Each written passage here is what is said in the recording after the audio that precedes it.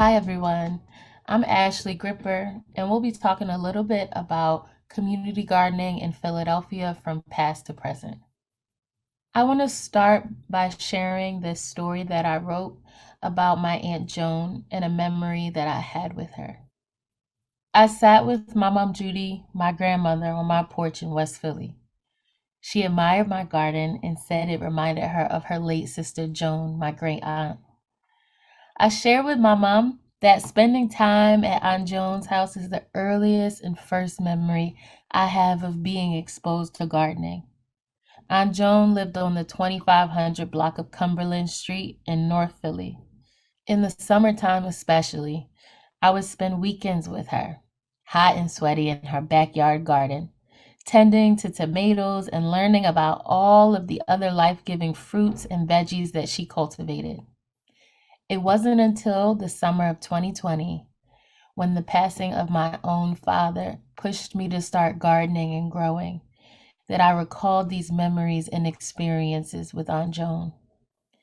Aunt Joan is the person who planted the seeds of food justice in me, and it was through my grief in search of healing that I began to foster food justice as my own reality. So, this story that I just shared about my Aunt Joan and recalling memories that I had around gardening and growing is not a story that is unique to me. I know dozens of other Black folks across Philadelphia and across other cities who have early and fond memories of being in the garden with their older relatives. Throughout Philadelphia and other cities across the United States, there has been a narrative of community resistance to disinvestment and resistance to structural racism. Throughout the 1900s, there were several waves of migration of people to Philadelphia. These people groups included Black people migrating from the South and from other places such as Vietnam and Puerto Rico. As Black people migrated north because of Jim Crow, terrorism, and land theft in the South, they brought their heritage of growing food and stewarding land with them. Philadelphia's Black and immigrant communities have a long and rich history of food justice and community gardening.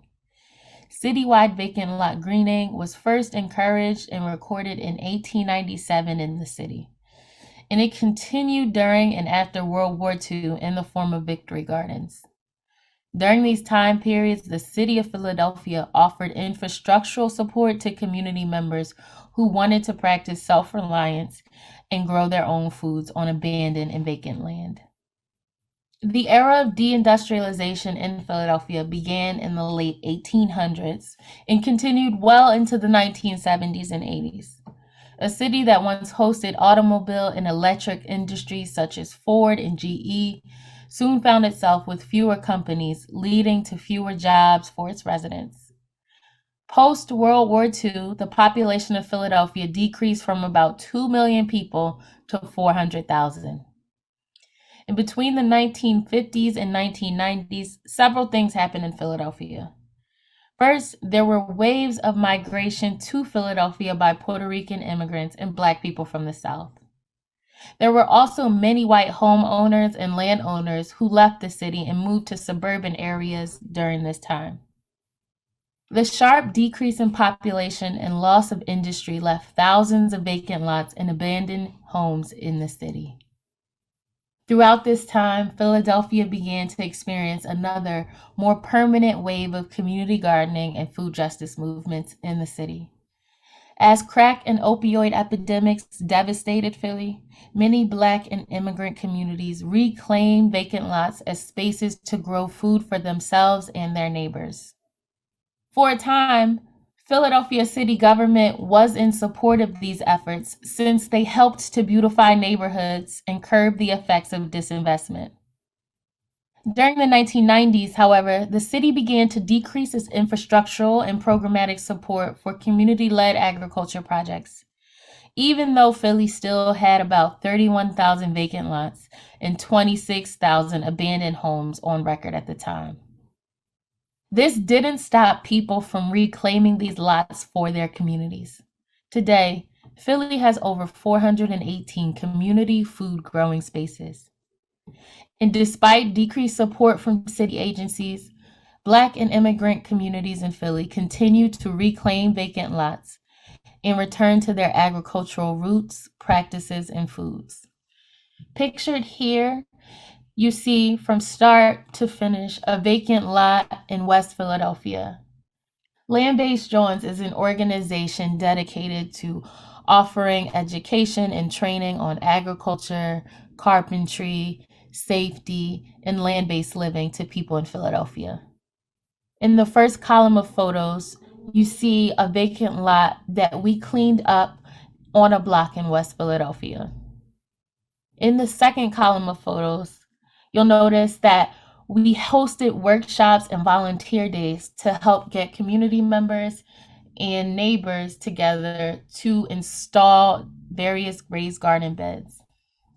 The third column of pictures shows the garden at the peak of summer, with sunflowers lining the fence, collard greens in the background, tomato plants, cucumbers, and okra all blossoming.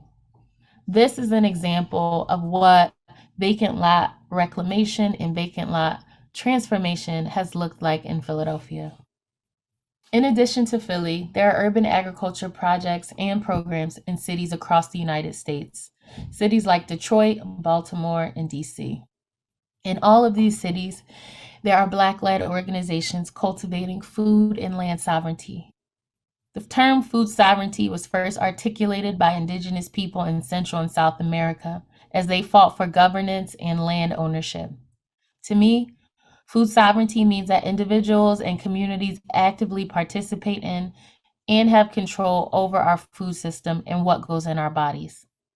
Black-led gardens and farms demonstrate food justice and food sovereignty by providing spaces to connect and engage with our neighbors. They provide reclamation and renewal of spiritual and ancestral relationships to land. They promote physical activity and offer potential benefits to the microbiome. And they are a means of sharing education and information, strengthening social capital, collective agency, and community support.